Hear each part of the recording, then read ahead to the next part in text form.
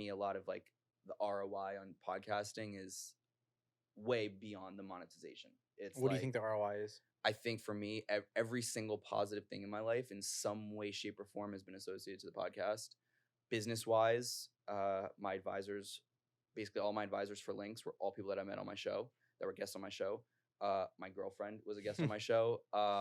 It's a good way to get visibility and brand awareness and connections. Like, I think what's funny is people don't realize, I think the way I approached it in the beginning is I'm interviewing the person, but in the same time, I'm almost having them interview me to see if I know what the fuck I'm doing. Ladies and gentlemen, prepare for an extraordinary episode as we welcome the incredible Felix Levine to the podcast. Felix brings a unique blend of insight, curiosity, and a passion for genuine connections to the forefront. On today's episode, we'll unravel the intricacies of his life, his podcasting journey, the revolution he's brewing with LYNX, and a glimpse into his romantic world and his relationship with the fabulous Serena Kerrigan. Thank you so much for being here. Thank you so much both for Thanks, having me. I'm very excited to be here and to be sitting with you guys. Mm-hmm. And let's get into it. Hell yeah. Well, How often are you a guest? It's actually, believe it or not, this is my first I've done a bunch, like maybe like 10 or 12 virtual ones.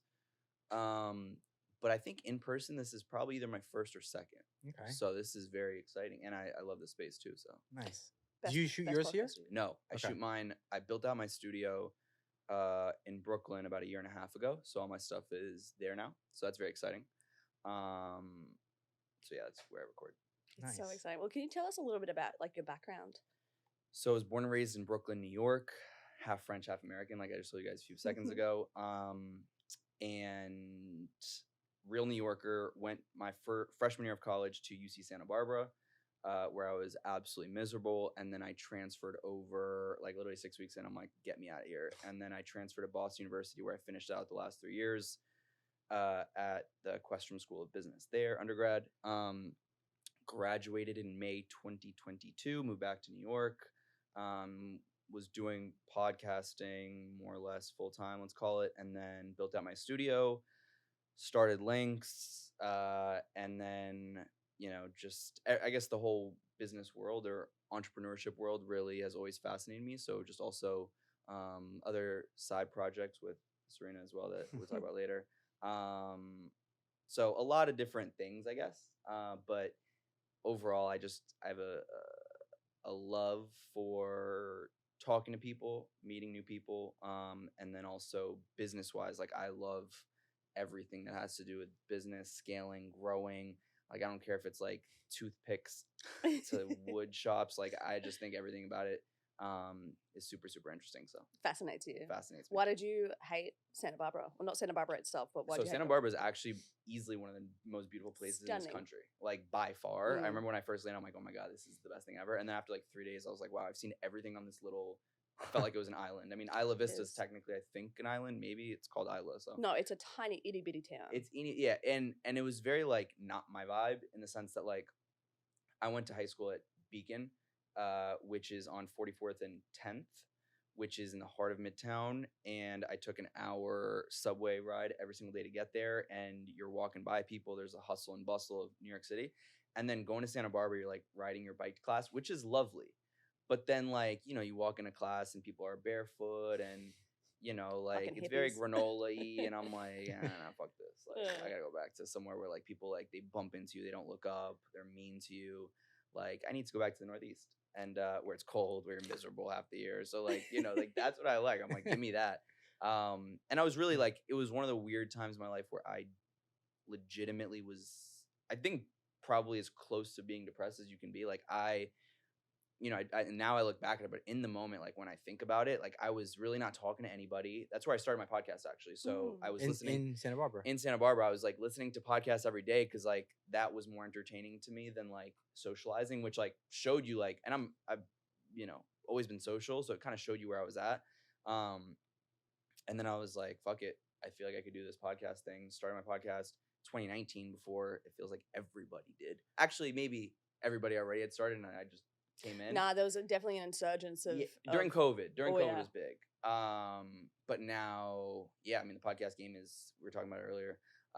It's competitive, it's hard, you know. So, but it's a lot of fun. I think for me, a lot of like the ROI on podcasting is way beyond the monetization. It's What do you think the ROI is? I think for me, every single positive thing in my life in some way, shape, or form has been associated to the podcast.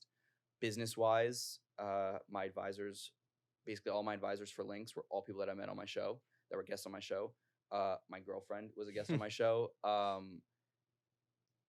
You know, it's a good way to get visibility and brand awareness and connections. Like, I think what's funny is people don't realize, I think the way I approached it in the beginning is I'm interviewing the person, but in the same time, I'm almost having them interview me to see if I know what the fuck I'm doing. And so, like, I think I would use it as, I use it now as a tool to, if there's somebody that I'm interested in. Before, like when I was 19, I'm like, why the fuck would they talk to me? Like, I'm literally a 19-year-old in college. Like, there's actually 400,000 of the same, but now I have an excuse to get in front of you. Mm-hmm. And then I think because I approached it in, a professional way, they respected at least that at the very least. And so then when I later, I kept in touch in a very organic and genuine way. And so, you don't know where relationships lead. You don't know who you're going to do business with one day in the future. Never. And so for me, it was always like, have a great relationship with them. And you just don't know where things go. We preach that all the time, especially him. Yeah, well, we had like a transition because I had a host before her, and he left, and my team was like, "Listen, you like this host better." I love this host. Well, we said it yesterday. That everybody gangs up on me because I can't overrule her, so whatever. But my team was like, "Listen, you're stretched so thin. We think you should drop the podcast." And I was like, "Absolutely not." And I said, "The ROI is I meet all of these people who you're trying to do content relationships with. When they come on the show and actually build a relationship with me and Hannah, we form like a friendship. And that level of trust allows us to do so much more with them. But also, like you said, you don't know what that relationship turns into in the future. So like it could be a business relationship, it could be a content relationship, but just us being present with these people, it's so invaluable. And I'm not going to lose that for a second. 100%. I mean, like, and I've just started learning about what you guys are building from a tech side. But like, again, it's one of those same things, right? Like, I'm sure I can learn so much from you and you. And vice versa. And yeah, and I think that's the greatest part about podcasting. If you do it and you stick to it, is like you really can learn in a lot of different ways other than just about the person. And again, it's like, if you, in my opinion, if you do it the right way, it can become a very organic friendship or relationship. So that's why I approach, even in times where it's hard, or I feel like, the monetization's not where I want it to be, or whatever the case might be. I have to, when I sit back and think, like, literally I'm 23, and having done this for 3-4 years, like, it's in a weird way brought me everything that's currently in my life. So it's, it's motivating in a lot of ways. Yeah, definitely. So what, your kind of podcast is like a very open-ended nature, right? How did you decide on that approach? So back when, like, he didn't get shat on seemingly every month, I was listening to a lot of Joe Rogan. I still think he's, a lot of people want to give him criticism for his. She listens to Joe Rogan all day.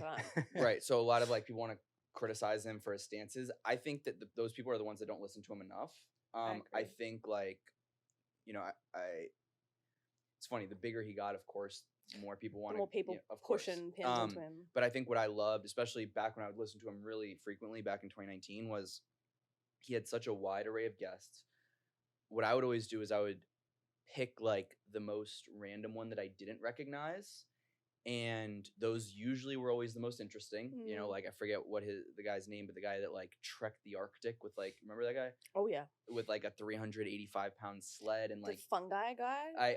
I don't remember. Oh, there was, like, he had, like, a mushroom specialist that was, like all these different, and so I think, like, people now, I mean, think he has tens of thousands of hours of him talking. Half the time he's high, and, like, of course he's gonna say things that, like, especially soundbited, are going to sound bad. But I think, like, what I really loved was his genuine curiosity for people at all, walks of life and backgrounds. And so I think that's where I really resonated with him. And then some other shows as well talk about Schultz, with WTF Media Studios. Like, I love Schultz. I think that he also has a real, like, pure curiosity. So for me, that was really, like, I aligned. I was like, I don't really care where you come from or what you do. I've had some of my favorite episodes have been, like, people that are not known. You know, like I remember one of a subway busker who sang on the subway for 15 years, and like his story and his life, he sat down for 2 hours, like legit changed my life. You have a perspective that you never had before of, you know, I've taken the subway my entire life, and now I see. I never really asked myself the question of what did this person's life look like? Does it look like? And now I know. And now I know that I know that he you know, had a son when he was 17 or 18. And now I know that, you know, he grew up in foster care. Now I know that like his grandfather like locked him in a closet. Now I know that like he has the most beautiful voice, and music. He didn't care how much he was making. That was the only thing he cared about. So like all these things, right? So I think for me, it long story short, it was Rogan's curiosity in the beginning for me, and then I think I just started listening to other podcasts and really got into it. I think that's so beautiful. And yeah, and I like the way you said like stick with it, because a lot of people they start a podcast and after like 5 episodes, they're like, oh, I have 5 views, and they just quit. Yeah. And we always preach like, and you could probably attest this way better than we can, that if you just stick with it, eventually it'll turn into something. But it's funny you talk about Rogan, because we listened to Theo Von the other day, and when I was listening to the podcast, you know, he's up there with the Rogans, right? Has a huge podcast, and I was like, oh wow, he's just talking like a normal person and just being himself, and he wasn't so articulate in his questions, and it wasn't like so interviewy, and it made me feel better, because I'm like, shit, when I'm on here, I want to ask the question so perfectly and I want to sound so perfect, but why not just be myself, and it'll make the podcast better? 100%. And like that's what people relate to. It's just like you're just shooting the shit with Felix. You're not like trying to be like, Felix, so tell me about this perfect day in your life. It's like no one gives a fuck. Yeah, I completely agree, and I think like Theo Von's blown up, but for the reason that what you just said is like Theo Von's always just Theo Von. Yeah. You know, and like I still do this. I don't really check numbers. I don't really, because I always told myself like, okay, if I do, you know, 10 million or 20 views, am I not going to release an episode next week? No, I still am. So like, do I think it's important to see what maybe, you know, quote, works and doesn't from a numbers perspective? Sure. Yes. But when it came to podcasting, like it was something like I was like, I'm going to do it. So like, you know, and it's cool the ones that do well, but I don't really, I've gotten to the point where I don't really care. Right. You know what I mean? Like I care more about the relationship or the guest than I do about the numbers, because, you know, you see so many people with such crazy numbers and like the content's not good, or, you know, especially in this day and age, like there's so many different ways to get to numbers, it feels like. So you're like, what's real and what's not? And so, you know, for me, I'm just like, I'd rather stick with like a genuine relationship. What happens after is what happens after. That's amazing. Yeah. And like when we listened to Theo Von, sorry to like keep harping on him, but I was like, oh, he can't even like speak a sentence. He was just like, but like just talking normally. And I was like, I really like that. And then ironically, we saw him at the Comedy Store that night, and he was telling jokes the same exact way. And I was like, oh, that's really just him. And it made me like him so much Oh my more, God, seeing it on the podcast and in real But life. I think the fact is, like, there are, as you attest to what you were saying before, there's so many bloody podcasts out there, right? And so if people are going to specific podcasts for specific reasons, and more often than not, they want to see a genuine side of somebody, whether it be the host or whether it be the guest or the mix of both of them. That's why we like Joe Rogan, because he's just him. Correct. And he's speaking how he feels. But it's also to the people out there who don't like him, it perplexes me. Like, you don't have to like him. That's okay. You don't have to shit all over him. Like, just don't watch him. Yeah. But that's... No, it was, I haven't listened. Honestly, it's not that I'm like boycotting. It's just more like I haven't found the time and prioritized it. But I know, you at least know when you're going to have Rogan with X person, you know you're going to get a real conversation. After how you feel about it is how you feel about it. 100%. But, you know, you have to respect what he's done. I mean, he's literally the king of podcasts. Like, it's not really close. He's at the top of the mountain, for sure. It's crazy. Spotify. And super rare that you started doing this right out of college. Like, so this was your first job. Yeah, I mean, yes, yeah, basically. You know, not that I was living an insane life, but yeah, I mean, it was, you know, it was cool in the beginning, and to be able to build out my studio more or less. Now, granted, in retrospect, from a business perspective, I don't think it ended up being what I thought it would. You know, I learned a lot in terms of, there was, you know, I won't go into specifics, but like there was a lot of things that I thought would happen that didn't, as seemingly every business always does. We all do that. And I learned the hard way. But you know, now I'm happy where it's not,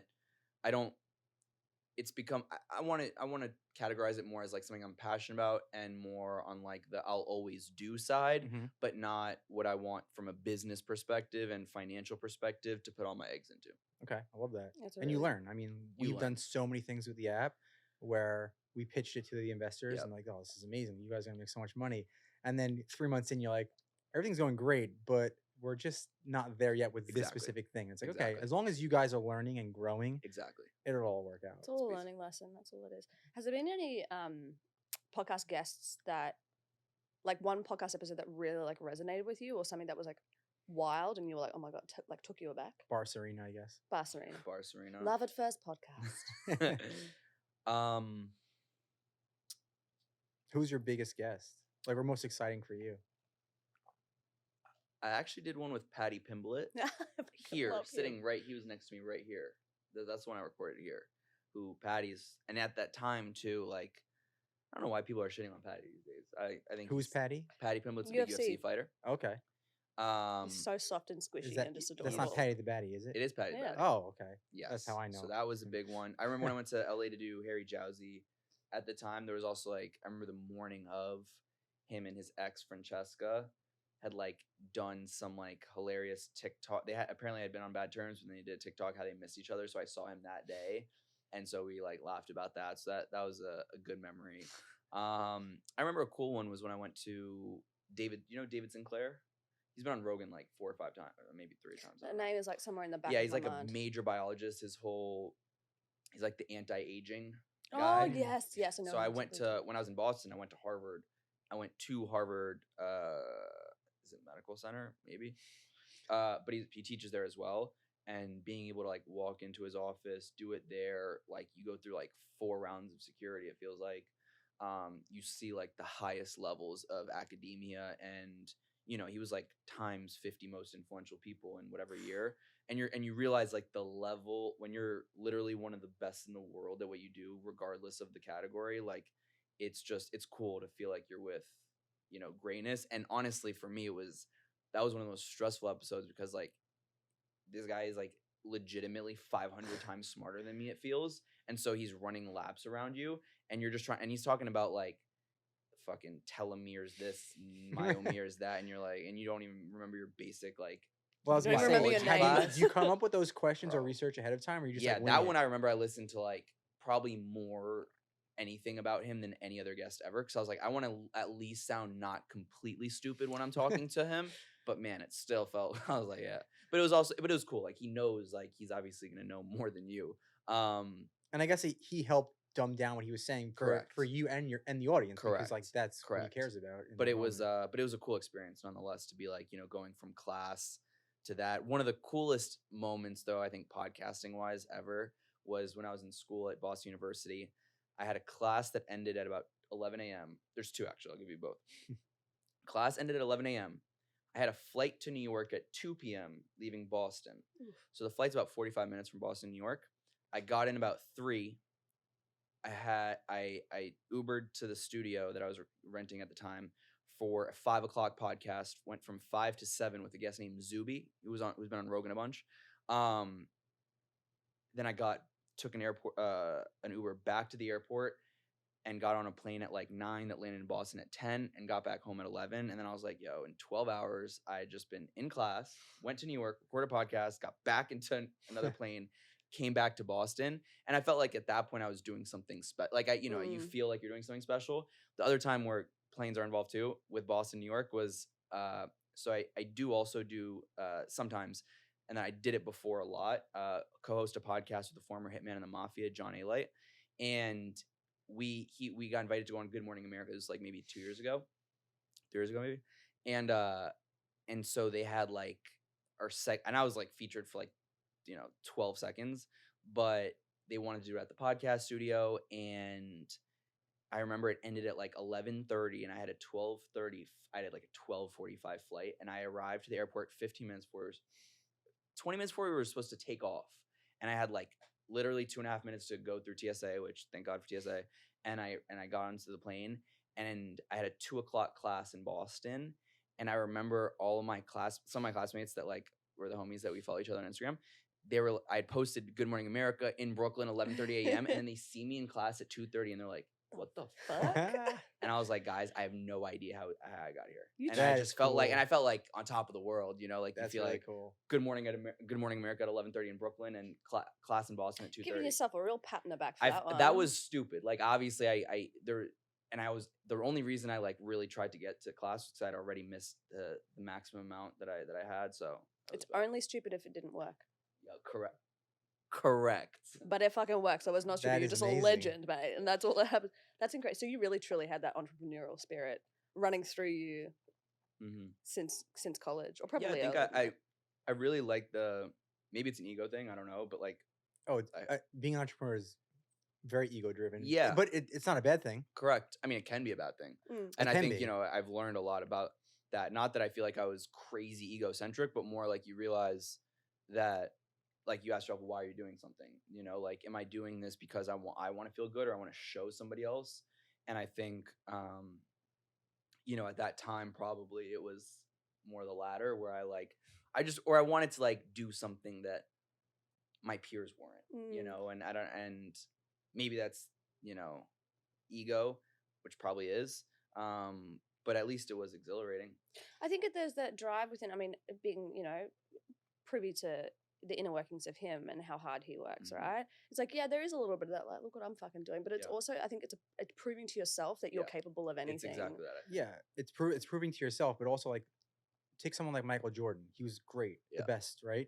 He was great. He was the best, but he would still create these fake enemies in his head to just make him have that extra oomph. Like everybody knows I'm great, and I'm gonna do it for me, but I'm also just gonna show everybody else. Don't doubt me. And he would create, like, if he was playing the Knicks, he'd be like, Patrick Ewing in 1984 blocked my shot. He thinks he's better than me. When Patrick Ewing didn't say anything, and he's like, I'm just gonna drop 50 on him, and he did. Correct. So it's just creating motivation. It's incredible. All right, I want to talk about LYNX because I find it so fascinating. So the tagline is revolutionizing the way people meet in real life, which, as a dating app that is based in meeting in real life, kind of was music to our ears. What is LYNX and how did you come up with the concept? So I'll start with the second question. When I graduated, I got back to New York, as I mentioned. And at the time, my best friend Joe was living with me in Brooklyn. And I was single. And I was like, and Joe, I think what I really liked is that Joe and I always felt comfortable going out with him. And I loved meeting new people with him. Like, it's fun to go out with your best friend and meet new people. You feel more comfortable. You feel more bold. Yeah. And we were like, where are the other young people that have graduated that I feel like there's 200,000 in the city, yet zero at the same time? Like, I know that there's so many of these young people that want to meet new people, but like, how are we doing it? Where are they? What if I want to go out with Joe and meet, whether it's girls or other, friends or whatever, in a casual way without having it to be like all the stakes on like, what's the vibe? Like that was literally our conversation. And I guess especially living in New York, finding a bar where you're like, I hope there's people my age to not even hit on, just talk to. And you have to find the right bar. And you have to find such the a right challenge. bars and like, I think, and it became a pain point to the point where I was like, it almost upset me where I'm like, I know I'm social. Joe's social as well. I think we can talk to anybody, but like, where are we going? And then I realized this was an even bigger pain point amongst my friends too, where I would like talk to my friends, say that went to Elon, and she was like, I'm really struggling to meet new people. I'm only going out she just moved from Connecticut. It's first time living in New York, got a job at like Ralph Lauren or something cool. And she was like, I feel like I'm going out every single weekend with the people that I went out with at Elon in New York City. We're just doing Elon at New York City. And I'm like, she's like, it depresses me. And I was like, yeah, I feel you. So we basically started with this concept of like groups meeting different groups on a night out based off of shared interest and location. That was the original concept.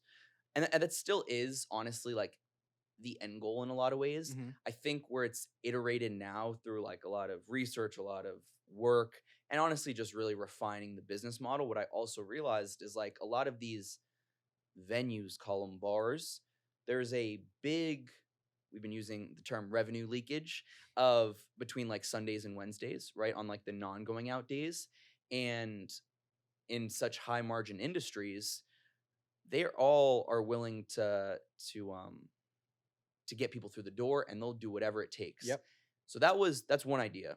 Take the idea that I talked about before, and then think about for young people going out now. This, I don't know how you guys feel about in LA. It is so expensive. Oh, Oh, yeah. Like you walk expensive. outside, I somehow spend $100 and I don't even remember what $100 is nothing. it's nowadays. nothing. And speaking of France, we were in France this summer. Like you're eating great meals for like 50 or 60 euros. Oh, yeah. Here it's like you barely get 2 drinks for that. Oh, So what I started to realize is like, okay, young people are struggling to meet new people. It's fucking expensive. So like you don't even want to go out. And on the bars venue side, they want to get people through the door, and their like happy hours and discounts get to absolutely nobody. So now we're starting to iterate where our first product is really figuring out through a lot of events, which also help the social side and meeting new people, one of which is going to be tomorrow, is partnering with a lot of the top places in New York City, because luckily I've been connected to a lot of them, and is getting people to experience those places, meet new people, and do it all in an affordable manner. And so for us, if that end goal is getting users to meet, different groups on a night out, we realize like it's really hard to use that if there's no other groups. Mhm. And as you know, if the first time or second time you use a platform, it doesn't work for you, you're never going to use it again. Yeah. So what we wanted to really create is something that like I can use on my own, that I can find the best place in the city, the best discounts, make it something that only one person at a time needs to be able to utilize to kind of engage with the platform, and to help with our visibility and our partnerships and activate our partnerships with those venues is throwing events and people having a positive experience with the platform. So all of that to say is that's kind of where we're at. As you can see, as you know, in the startup world, you're kind of always iterating and refining, and your original idea becomes a new idea. And so we're really still in that process. But it's been cool. Like our, even on our wait list has been growing. Our events are filling up super quickly. Our product is getting better. We're on test flight every single day, just trying Have to you released iterate. it yet? No. So right Okay. now we're like legitimately on every single day. There's a new for those test flight is like the way that you test your very janky apps. And so we're still in the earlier stages. Okay. But hopefully Q1 would be a very lovely time to raise if people want to throw money at us. That's amazing. So I think that's amazing. It very much aligns what we do in a different way, which is cool. Mm. But I would just say this: it's tough. Start it before it's perfect. Yeah. Like a lot of people, and I don't want to give advice. I hate unsolicited advice. That's the last thing I want to do. But I love this advice because you're an expert. You've Thank done it you. Consider before. yourself an expert. Yeah. So I let me preference. I hate unsolicited advice, but I do really want this to work, and I Yeah. think it can. Don't wait for it to be perfect. Right. Like, yes, you want people to come to the Yeah. app for the first time and have a great experience, but you're not going to know what a great experience is until you get actual user feedback Right. on an actual platform. Yeah. So yes, test flight's good, but getting it out to the public where like they'll come to you and be like, hey, this is great, but this. And that's exactly like when we were thinking of the original concept of like groups meeting other groups, it became, even from a tech perspective, so at least for us with zero funding, to like even execute that basic level of like usability, Mhm. that we really wanted to think, okay, I want somebody in a very easy way to just be able to use it early. Yeah. Right. Get engaged. Think about the name links. Go to an event. Have a positive. It was super cool. On our first event, we had one person who we just found out a month later started a company with somebody he met at our event, which is a great positive Amazing. success story in the sense of like just very networking, casual vibes. Another 2 people went on a date from that event. But you could use it through test flight with these test groups, you're saying. Right. Oh, that's perfect. Right. Okay, Well, so they're going to give you that feedback. Yes, and the first product that we want to release and get feedback from are these partnerships with these bars where, like, great example, a place that's going to charge $20 for a martini on a Friday, they're what I've noticed in a lot of conversations and research is like 85% of the time they're willing to offer that martini for $15 on Sunday through Wednesday because they just want to get people through the door. Yeah, so we have the same, I guess, problem solution. What we try and do is have venues offer a free drink for a date because Love that. when you go on a date, Right. the average date in New York spends about $150. Yeah. So fucking crazy. when you think Wild. about it. say from Monday to Wednesday, these venues don't have anybody, Yep.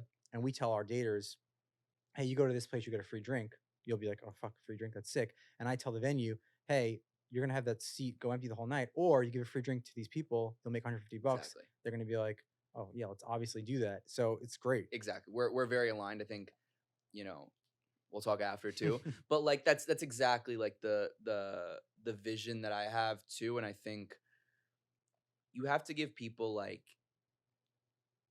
incentives to do things, and I think financial ones are some of the easiest ways to at least think of that. Yep. So yeah, it's been, it's a lot of refining. It's a lot of, it's very exciting. I think even just being able to see, like tomorrow we have an event at the Skylark, Nice. which I don't know if you've been to the Skylark. I don't know if I've been, but I know what it is. It's a lovely, there's like view of the Empire State Building right there. It's on the 30th floor. And it's gonna be $10 martinis for everybody that's there, for all our people. We're gonna bargain. We like filled it up in super quickly for 100 people, and so they opened it up another 50 spots that filled up. So like, having 150 people come is very, we'll see, usually you're probably gonna have about 20% drop off from that, but still, nonetheless, it's very exciting to see people come, and at least you can feel and learn about the demographics you're targeting through some of these events, and through some of these positive experiences where they meet new people, they get to experience a new place, and they get to experience it very affordably.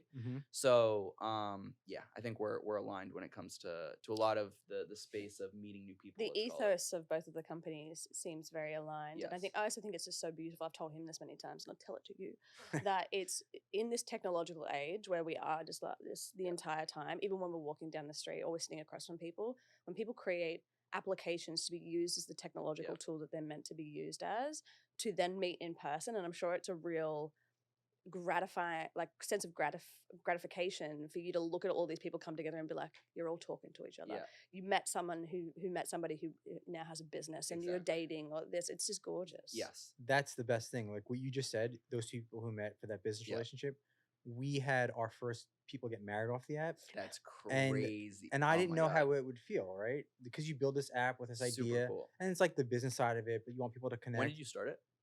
We relaunched it August of last year, so we're like 16 months old. Okay, cool. But when they reached out and said we're getting married, and we met on your app, we were like, insane. We were like, this worked, and like this was our goal. Hello marketing campaign too. Oh yeah, we just filmed a podcast with them. So, yeah, Wolf was part of that. But that's super cool. Like, it feels great. It also, from a business standpoint, proves your hypothesis. And yeah, it feels great. Like connecting people. Yeah, and also what I always tell people too is like, if you have a business that you're passionate about and it's about people, it's hard to take that away from you because that's ingrained in you, and there's nothing that could replace that, because your goal in life is to just help people. And if you want to make money from it, but if that particular business outcome doesn't work out, you still take that passion and do a different business outcome. It'll all work out. Yeah, implement it to something else. I think too, for us, and this is more, again, I'm learning every day on the job. This is my first company that I've started. So you realize too, like, we have, I think, a lot of opportunities in terms of like B2B to C, of like, and a lot of different, because in the beginning, I think, especially when I started, I romanticized the deep down, not consciously, of like starting a new way to meet people, everybody but I think then when I boiled it down to like, okay, now we're at a point where there's a clear way to help a business, which is people at the end of the day, and a clear way for those businesses to help people, and also for us to help people, and then also make money from it at the same point, and also perhaps save money or increase money for those things.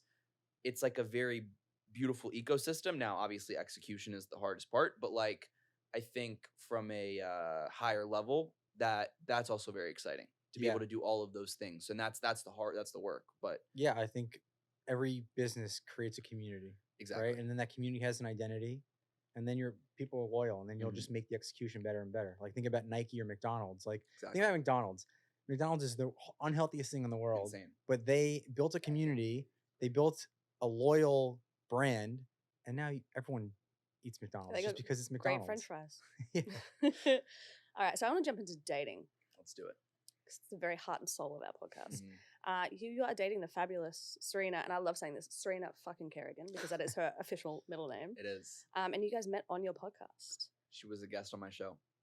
And I just love it. People don't, okay, I can clarify some myths.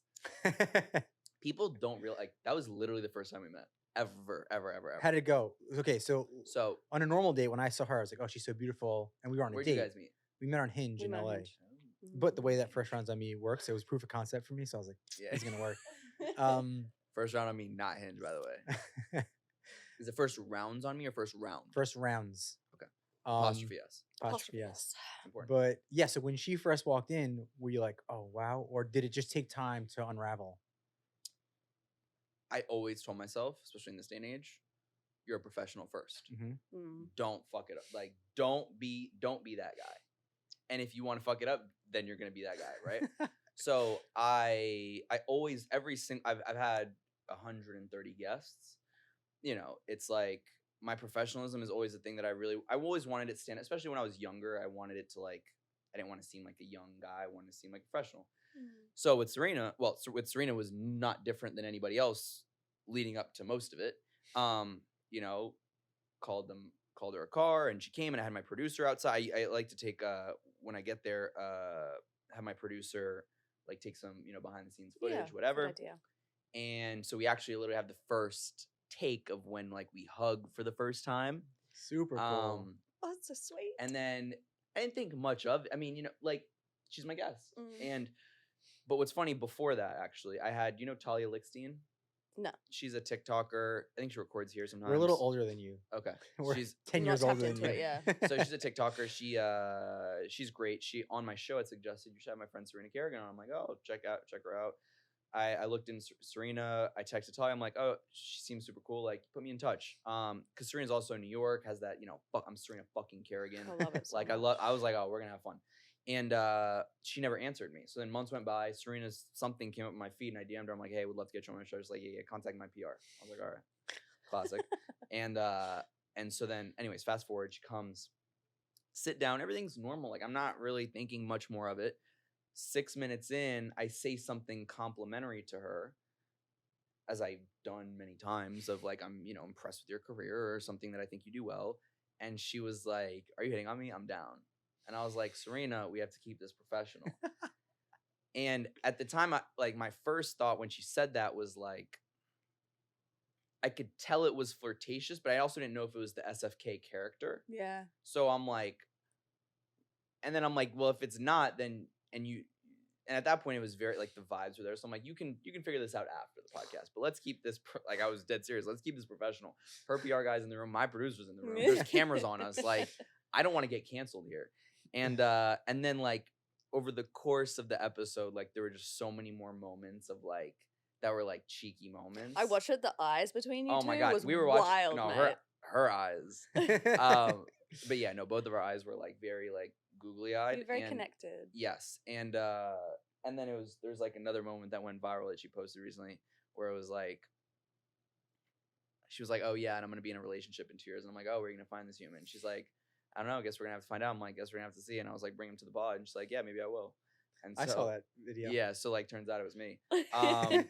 And so, yes, so then she left, and then she texted me first, and she said, this is actually the first time I'm ever saying this thing publicly, but she texted me first, and she said, I had a great time, thank you so much.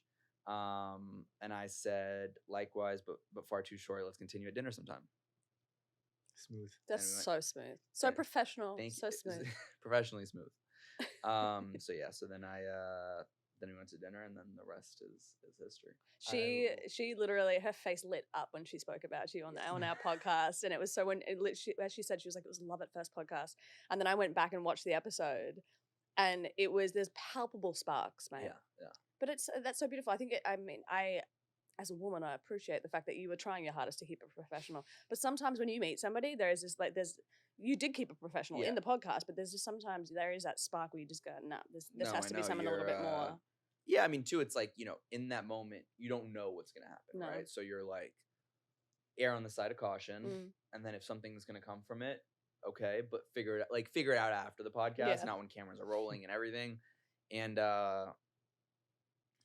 But it's kind of amazing that you can look back, like the first hug and all like that. That's crazy. Such a beautiful it's timestamp. so on brand for her too. True. Like, so I think true. she loves, like, we joke about it all the time, but like, she loves that shit. Like, I think that the greatest part too is like it was so real. It was so So genuine. organic. Like there's, yes, it would like all of it was recorded, but like we didn't know where this was gonna go. Like when we first met, some people don't believe me. I swear on my mother's life, like I had no intentions of anything before I came on, other than having a great podcast with Yeah. a sick guest. That was literally all I thought. I of. don't doubt that in the And slightest. I love how you keep it professional, especially like in this day and age when you're trying to really be true to your business. Yeah. And that's one of the reasons why I'm so happy and lucky that I'm married doing this, because like being a guy starting a dating app, having all these guests on his podcast who are a lot of women who are single, it never crosses my mind because obviously I'm happily married. And I'm like, shit, if I was single, I would probably blur so many lines and be canceled and people wouldn't believe my product. And have the I think- opportunity to do so. It doesn't mean that you would necessarily do right, so. but just yeah, having that thought process of like, Right. okay, like say I had you on as a guest and we weren't married, I'd be like, oh, wow, she's so beautiful. And in my head, I'd be like, how do I keep this professional? You And would the fact that you'd be the type of person that would definitely ask me out on air. You'd be like, can I take well, you I out wouldn't later? be a Felix. I give him a lot of credit for keeping it so professional all the time because I don't know if I could. It's a scary world. Like I also grew up like, when I was 17, 18 was like the heart of Me Too, I think, or when it really became a thing. Yeah.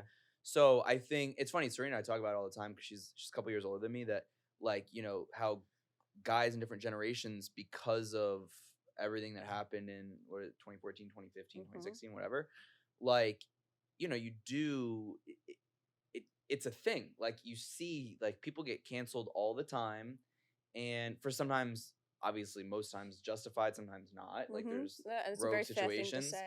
So like I always wanted to just like, let's not take risks here. I put too much work. It's not, and what I think a great lesson out there, and I preach this to all of my to my friends, is like, especially if you're a woman, it's like even showing a slight show of interest, even if the guy is expected to do most of, like, let's say the first Courting. courting. I love that. But like, what I loved about Serena is that she just texted me after a small cheeky thing of like, I had a great time today, thank you so much, right? And I already knew what the vibes were, so like it just allowed me to just, it opened the door for you to be able to do that. Correct. And she wanted that, right? And she made that clear. And I think being intentional is sexy. Like I think the gamesmanship that happens in dating these days is like, at least all my friends, and well, also my prior experiences too, it's like there's so many games, and like that for me is not sexy at all, like at all. Yeah, Hannah was intentional too, and I think I once you find the right messaged him, person, like there are no games. It's Exactly.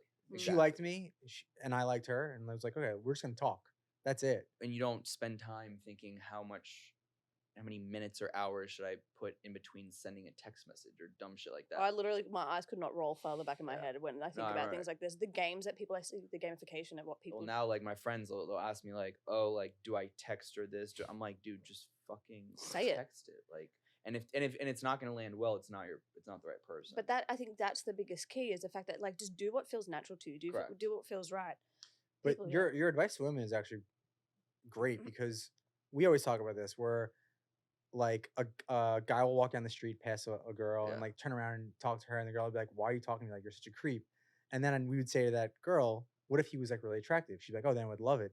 And then we'd say, well, how does he know exactly that you think he's not attractive? I told, and this is, and Serena, like we talk about this all the time too, and because now I guess we give advice, but like I tell, and sometimes I'll have like my female friends that'll ask me for advice about a guy, and I'm like, have you shown any sign of interest? Like, no. I'm like, well, how the fuck? What is he, a mind reader? Like, and also, that's not like, I think it's sexy, it's attractive when you don't have to like plan the whole date if you don't want to, but just say like something that shows that you're interested. Like, I don't. What care. are you doing today? Yeah, like literally, like I can't tell you, like especially when I was single and dating, like I think that was maybe one of the things that I looked for was like, are you also bold enough and confident within yourself to put your first foot in front as well, the same way I am, and match that energy. And I think like in dating, not everybody's always going to be your suitor or your match, but it sounds very corny, but like life is too short to not tell somebody that you might be interested. What's the worst thing I could say? Like, sorry, I have a boyfriend. Sorry, I'm not interested. Like, Okay. You're straight back in the position that you were. You Exact- literally have no, meant to- literally you're exactly. But then I always think to myself, it's a two-way street as well. Like I always Yeah. tell women, I'm like, babe, you gotta put that effort in. Yeah. Like, yeah, it's great, it's wonderful, it's so lovely to be courted, to have that chivalry, but also at the same time, like it's 2020, almost 2024. Yeah. Put yourself out there, take Completely that agree. step, take that leap, and then you never know. Like he said, I was like, g'day, how you going on the Yeah. app? And then he messaged me. We And messaged I, back and same forth. thing as you. I was like, damn, she's so hot. Yeah. Why is she so What? confidently hitting on me? And like I'm like the most confident person. I was like, still, why are you Yeah. texting me? This is pretty sexy. You met me your match. That's what happened. All right, I want to get into dating rapid fire before we have to go because I always find this really interesting. So like shorter, quicker answers. Cool. Biggest red flag. Sorry, it's not quick. It never is. It really makes you think. It is. Or green flag. Well, I think Green he- flag is what we just said. Yeah, I think Yeah. he hit on the green flag. I said red flag then. I think red flag, maybe lack of ambition, or yeah, I'm supposed to keep it short, so lack of ambition. I love Let's that. stick with that. Ultimate deal breaker. Lack of ambition. Oh, okay, wait. When you're on it, when you're on, this could also be a red flag, but whatever. I think Kinda these are very synonymous. similar. Yes. I was raised like man pays on a date, but at least like fake it, like fake going for your wallet. I don't give a fuck. Like, but like when you, I think what really turns me off is like when they just expect it and they act like they expect it. And that always would turn me, like when I was dating, that was like a really big turn off. You just- Literally fake it. I know you're not going to, like I'm going to pay for it. It was But predetermined. put in the before we even fucking met. effort just to be able Just to reach. literally, like, or at least, and I think like for me, that's something you look for. Like, do you say thank you? Like, you know, Mm. so yes. That's music to his ears because he's so That's big my on the response.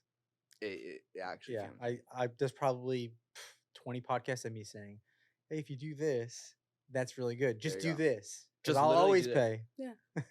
Or I go, do you want to split it or do you want me to pay? And you go, no. Yeah.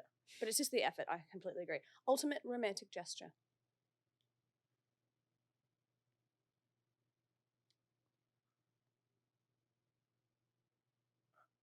Effort, Mm. but like, and that could be like high level too, you know, Mm. or in small ways, and also maybe almost like unsolicited effort, or on just showing that it means the world to you as it should. Unsolicited effort is probably the best way to There be you go. able to describe that. Yeah. That's really phenomenal. There you go. Most like unexpected compliment that you've received from Serena. I know I'm putting you on the spot. I Yeah, apologize. I know it's tough. You ask tough questions. I do, but I like That's it. good. Best comment I received from Serena. I remember this was actually, I think, either the day after, or it was very shortly after we no, it had to have been a week after, where I actually sent her the podcast before the audio version. And this is also another cheeky thing, ladies, if you want to make a man fall in love with you, she called me, something that doesn't really happen, I guess, these days. She called me and she said, I was just listening to the podcast and I want to tell you I think you're so good at what you do. And like, I think you're genuinely like one of the best interviewers, or forget exactly the verbiage, but she said something like, she took the time to pick up the phone and tell me something that obviously means a lot to me, which is like, you know, part of my work, and tell me that I'm really good at it. And that felt so good. So I think that. That is really That's a lovely, especially great like answer. so Yeah. shortly after dating as well. What qualities do you value most in a partner?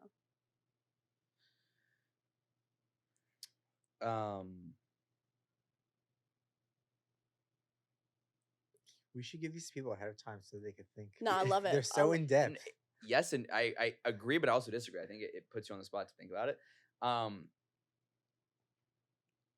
Repeat the question. I need to buy myself some time. I can't even remember which one I asked. What qualities do you value most in a partner?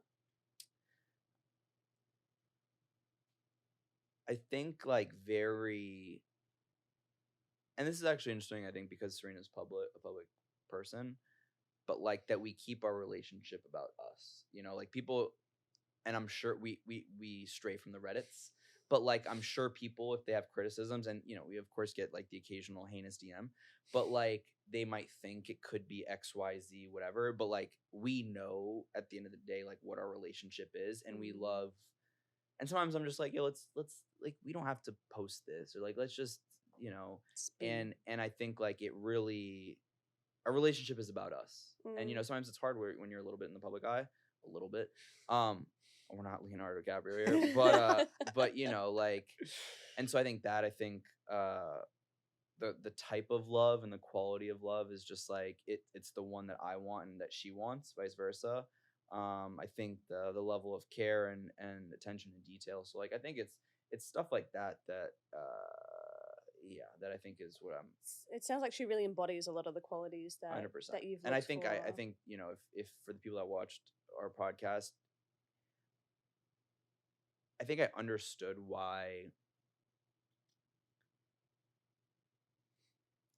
I don't know how to phrase this, but like, I think I quickly saw through SFK, and I quickly saw that she's like a gushy teddy bear, because she is. I was so surprised by that. People don't get it, because SFK is a brand. It's an amazing brand. It's a confident. It's all about but like, Serena is like she's a teddy bear, and so I think some people, and maybe guys in the past, would be afraid of that. And I think like, maybe it's because we're both only children. Maybe it's because we're both New Yorkers. Maybe it's a lot of those things that I just saw right through. And I'm like, you're a badass entrepreneur, but like, who you are as a person is just like a little teddy bear. She's multifaceted though. Exactly. There's layers and there's layers to Correct. everybody. And I think Correct. the fact that you saw through that and that you got to see that like Yeah. gushy side of her, Yeah. and still appreciate that real badass Exactly. entrepreneurial side of her. Exactly. That's like a really good part. And I stand overruled. In what sense? Love these questions and the way he's thinking about them and answering them. The Thank answers you. are brilliant. Thank So you, man. I stand I overruled. think it's Appreciate good you. to be able to ask people like in depth. Yeah, because questions like Felix that. is actually taking the time to really think about it. Which and you should. It's great. All right, 2 more Thank questions you. for you. The most unconventional date idea that you think more people should try. That's a great question. Thank you. Unconventional. I like your thinking face.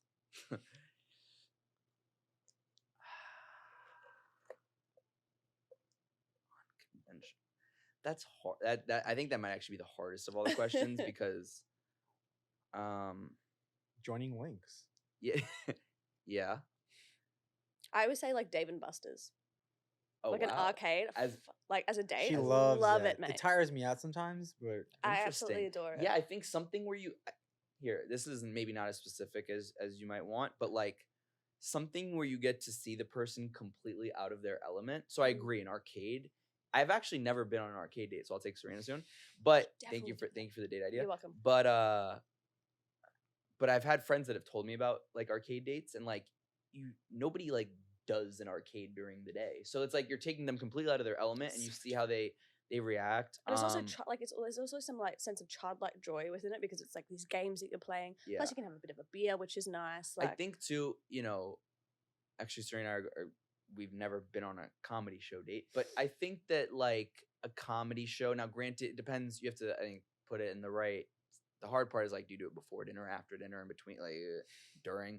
But like, I do think that comedy shows are so, you can see what they like in terms of humor. So like, you can see if the humor is gonna vibe.